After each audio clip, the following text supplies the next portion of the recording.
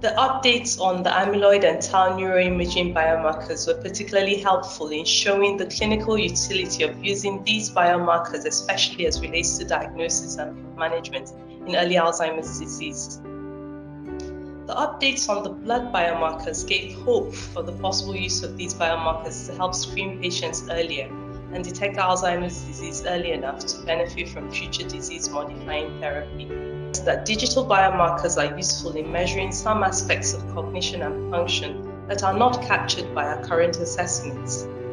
The possibility of using these digital biomarkers to collect both active and passive information from our patients may provide a more enriched clinical picture in future.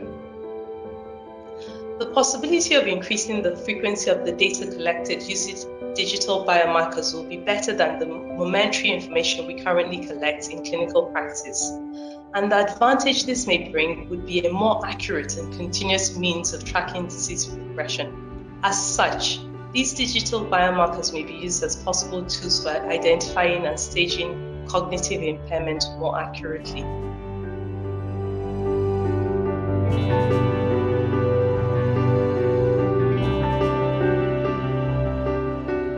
The updates I considered to have the greatest impact on my clinical practice were the updates on the biomarkers.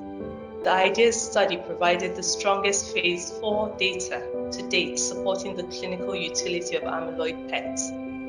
In this study, a greater impact was seen in relation to diagnosis and management, and less impact was seen in relation to medical health outcomes measured.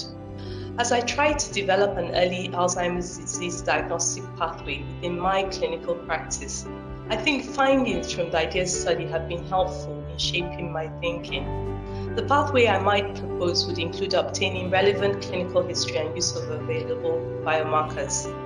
I would propose using blood biomarkers as a screening tool, then using digital biomarkers able to track cognition and function for identifying and staging cognitive impairments.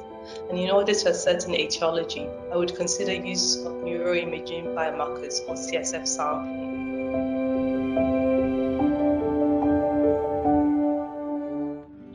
My key takeaway from the Congress is that the battle to find a cure for Alzheimer's disease is very much alive, and that the cure for Alzheimer's disease may in future not be found in one approach, but in a combination of multiple approaches.